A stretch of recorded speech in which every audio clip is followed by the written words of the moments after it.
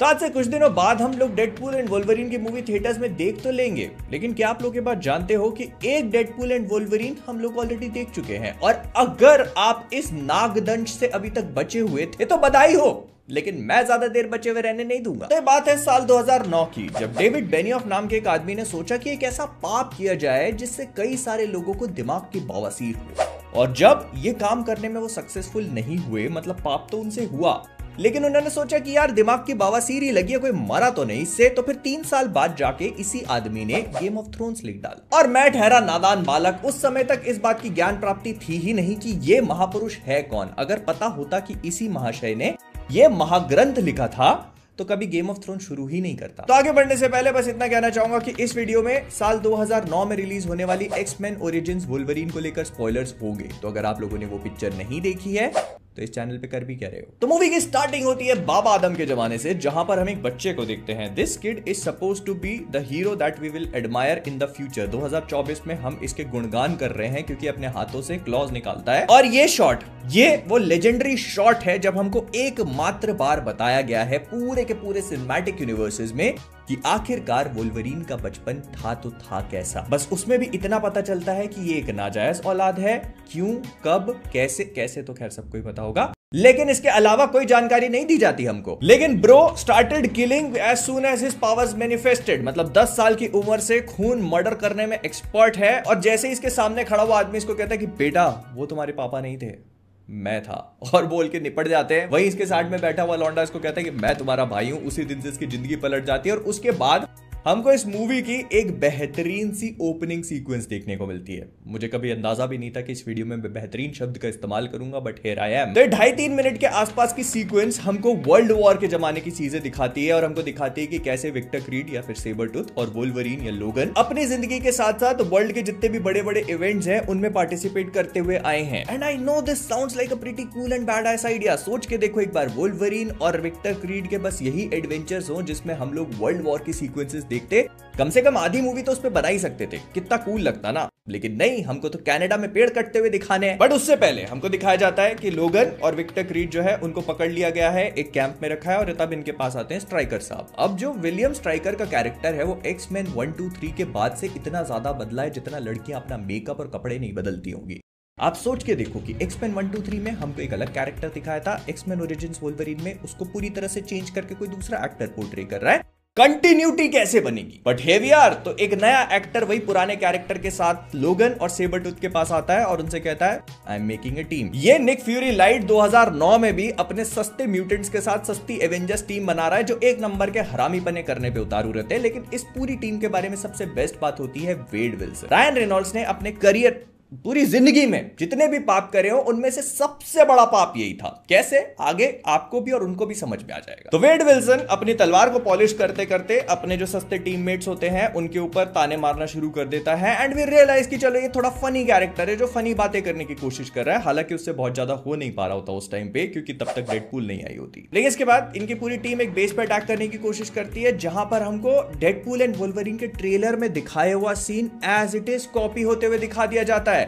अब क्या बोलोगे, नहीं डेडपूल एंड वोल्वरीन का पार्ट 1 था ये। लेकिन लोगन से सारी मारकाट देखी नहीं जाती और सेबरटूथ उसका खुद का भाई को वही काम करने में मजा आ रहा है। तो लोगन कहता है भाई देख मैं सारे काम कर नहीं सकता, I am gonna walk away. तो फिर सेबरटूथ उससे कहता है you can not just walk away from it, and that is precisely what he does. अगले शॉट में हम लोगन को कनाडा की पहाड़ी वहाड़ी पे कुटिया में रहते हुए देखते हैं, जहां पर हमको फाइनली इस बात का भी पता लग जाता है कि आखिरकार ये अपने आप को वोल्वरीन क्यों बुलाता है, चांद की वजह से। नहीं, मैं मजाक नहीं कर रहा। इस मूवी में हमको इस नाम के पीछे का ओरिजिन दिखाया है and the story is so boring that you will sleep through it. सच बताऊं, मुझे लगता है लोगन भी इस पूरी कहानी में सो गया होगा और उसको बस वोल्वरीन नाम ध्यान रह गया, तो उसने कहा चल ठीक है यही रख लेता हूं, लग तो अच्छा रहा है। लेकिन फिर विलियम स्ट्राइकर एक बहुत ही बड़ा सा प्लान एग्जीक्यूट करते हैं जो वो पहले से ही कर रहा था। एक्चुअली वो हमको कैसे बाद में पता चलेगा। लेकिन स्ट्राइकर आता है लोगन के पास, उसको कहता है कि देख मेरे को तेरी फिर से जरूरत है, क्योंकि क्या हो रहा है कि कुछ म्यूटेंट्स मर रहे हैं और वो कौन कर रहा है हमको नहीं पता। ये बता दिया जाता है ऑल्दो कि हमको कौन कर रहा है, लेकिन स्ट्राइकर को नहीं पता।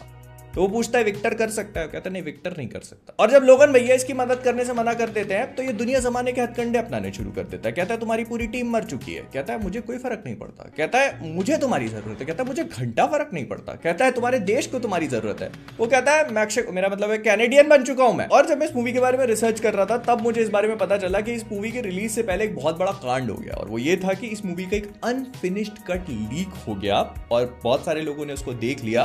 तो आउट ऑफ क्यूरियोसिटी मैंने बहुत ढूंढा और ढूंढने के बाद आई फाउंड इट। और जब से उस अनफिनिश्ड कट को देखा है तब से मैं इसी चीज को लेकर कंफ्यूज्ड हूं कि इसमें अनफिनिश्ड क्या था। मतलब पहाड़ उसमें नकली है तो इसमें भी नकली है, और इस स्टूडियो वाले शॉट की तो बात ही मत करो, इससे ज्यादा असली तो वन पीस का खजाना है। फिर ये बच्चे भागते हुए उसमें भी नकली दिख रहे हैं, इसमें और भी नकली दिख रहे हैं, प्रोफेसर एक्जेवियर दोनों में ही पापी गुड़िया जैसे नजर आ रहे हैं, क्या अनफिनिश्ड। और बाकी सब चीजें तो ठीक है, 10 रुपए की स्पेशल कटिंग चाहे उस आदमी को पिलाओ जिसने मास्टर ब्रिलियंट आइडिया दिया कि लोगन के क्लॉज को हम इस बार CGI से बनाए। और उससे भी ऊपर जिन लोगों ने इन VFX और CGI को बढ़िया करके ओके दिया है, डेयरडेविल के परिवार से थे क्या। मतलब इससे पहले 3 एक्समैन मूवी आ चुकी थी और इसके 9 साल पहले आने वाली एक्समैन मूवी में इससे ज्यादा अच्छे वोल्वरीन के क्लॉज दिखते हैं।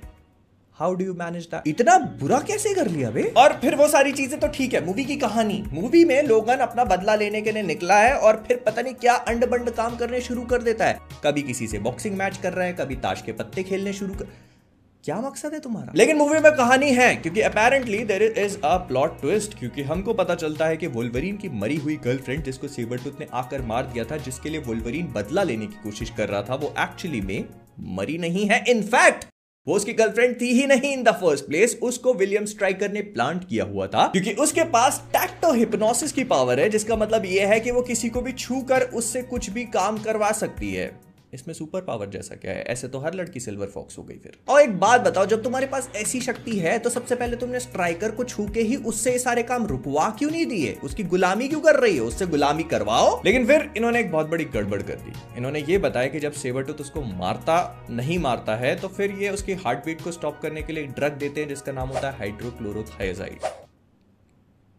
नहीं करना था। अब इस पिक्चर में लोग बताते हैं कि हाइड्रोक्लोरोथायाजाइड का एक शॉट लेने की वजह से उसके हार्ट बीट रुक सी जाती है और इस वजह से लोगन को पता ही नहीं चल पाता। बेसिकली असल दुनिया में ये चीज होती नहीं। बेसिकली असल दुनिया में हाइड्रोक्लोरोथायाजाइड एक डायूरेटिक है जो कि बीपी की मेडिसिन की तरह यूज करी जाती है। मतलब वो आपका ब्लड प्रेशर कम कर सकती है लेकिन हार्ट रेट नहीं। और in case you guys are wondering कि ये काम हो कैसे जा रहा है, बीपी कम हो जा रहा है, हार्ट रेट कम नहीं हो रहा, तो वो ये काम किडनी पे इफेक्ट करके करते। थॉर भाई यार 2 मिनट रुक जा। तो ये काम वो किडनियों पे इफेक्ट करके करती है रेनिन एंजियोटेंसिन मैकेनिज्म के थ्रू। और सबसे बड़ी बात, हाइड्रोक्लोरोथायाजाइड का कोई इंजेक्शन नहीं आता, ओरल ड्रग्स आती है, दवाई मुंह से देनी पड़ती है। सिर्फ लंबा नाम लेने और स्टाइल में बोलने से बुद्धिमान नहीं हो जाते गुरु। The right answer in this case would have been beta blockers, और वो भी हार्ट रेट को इतना स्लो नहीं करती कि वो पकड़ में ही ना आए। लेकिन उससे बड़ी चीज, पूरी पिक्चर में ऐसे कैरेक्टर्स हैं जिनका काम है स्टैब करना और लोगों के गर्दने वर्दने काटना, लेकिन फिर भी आपको खून का एक कतरा देखने को नहीं मिलेगा। जो दिखाया है वो भी नकली है। नहीं, मैं मजाक नहीं कर रहा हूं। अगर लोगन के क्लॉज किसी को स्टैब करके बाहर रिट्रैक्ट भी हो रहे तो उनपे खून की एक बूंद नहीं है। ऐसी कौन सी PG रेटिंग चाहिए थी भाई आपको? और डेडपूल, वो तो क्या अलग लेवल की बावस। रायन रेनॉल्ड्स को डरावने सपने आते होंगे इन चीज के। इसके नाम के पीछे भी इन लोगों ने लॉजिक ढूंढने की कोशिश करी है क्योंकि इसके अंदर सारे म्यूटेंट्स की शक्तियां हैं, तो इन लोगों ने एक ऐसा पूल बना दिया है और ये क्योंकि लोगों को डेड करेगा, डेडपूल। ऐसे तो मेरे नाम के हिसाब से मैं लोगों को सड़क पे झापड़ मारता फिर। और कॉमिक बुक्स में डेडपूल की जो सबसे बेस्ट क्वालिटी है उसका बोलना, जोक्स क्रैक करना, फोर्थ वॉल को ब्रेक करना। एज इफ फॉक्स वाले चाहते हो कि हम कॉमिक बुक्स जितनी जो कर चुकी है उससे एकदम ऑपोजिट डायरेक्शन में जाएंगे और ऐसे कैरेक्टर्स बनाएंगे। लोगन को कभी भी कॉमिक बुक एक्यूरेट सूट नहीं दिया। डेडपूल बोल सकता है तो उसका मुंह ही सिल दिया। विलियम स्ट्राइकर नहीं, फॉक्स स्टूडियो वाले। इट्स लाइक आपने आयरन मैन से उसका सूट छीन लिया, स्पाइडरमैन से उसके जाले और बैटमैन से अंधेरा, और पावर्स के साथ तो जो अंध पिशाची करी है। और मुझे कोई ये बता दो कि ये आदमी तलवारें अपने हाथों के अंदर घुसा के उनको मोड़ कैसे लेता था। और जैसे ना फिनाले में कुछ कूल करना था तो उसके लिए ये न्यूक्लियर रिएक्टर का वो जो चिमनी होती है उसके ऊपर जाके चढ़ गए। फाइट उस पे हो क्यों रही थी? वोल्वरीन उस पे चढ़ के चांद पे जा रहा था क्या? और इस मूवी की सबसे अच्छी बात थी गैम्बिट। टेलर किटच कैम्ब्रिज का गैम्बिट मुझे एक्चुअली में पसंद आया और उसका स्क्रीन टाइम कुल मिला के 3 मिनट से ज्यादा नहीं होगा अगर आप पूरी पिक्चर देखो। ओपनिंग सीक्वेंस से छोटा तो इसका रोल था बेचारे का। वोल्वरीन की ऐसी हालत, उसकी ओरिजिन स्टोरी की ऐसी हालत होगी मैंने कभी अपने सपने में भी नहीं सोचा था। और मेरे ख्याल से पिक्चर धब्बा नहीं, धब्बों का बाप है। मुझे पता है कि रायन रेनॉल्ड्स ने इसके बाद ग्रीन लैंटर्न करी और उसके लिए भी उनको बहुत गालियां बकी जाती है, लेकिन जो पाप उन्होंने इसके साथ किया है उसके लिए तो वो अपने आप को भी माफ नहीं करेंगे और खुद भी अपने आप को गालियां देते होंगे शीशे में देखकर। लेकिन फिगर नॉट, 26 जुलाई को ये सारी शिकायतें खत्म हो जाएगी क्योंकि फाइनली हमको डेडपूल वर्सेस वोल्वरीन देखने को मिलेगी। I am looking forward to it. Finally मैं इस पिक्चर का ट्रॉमा अपने दिल, दिमाग और पता नहीं उसके कौन कौन से ऐसे हिस्सों से मिटा पाऊंगा जो मेरे शरीर में एग्जिस्ट करते हैं, लेकिन मिटा दूंगा। तुम लोग भी जाओ, जिंदगी के मजे लो, अपने क्रश व्रश को ढूंढो इधर उधर, और चाहते हो कि अगर डेडपूल एंड वोल्वरीन इस पिक्चर की तरह नहीं निकले तो subscribe. God damn, that's beautiful.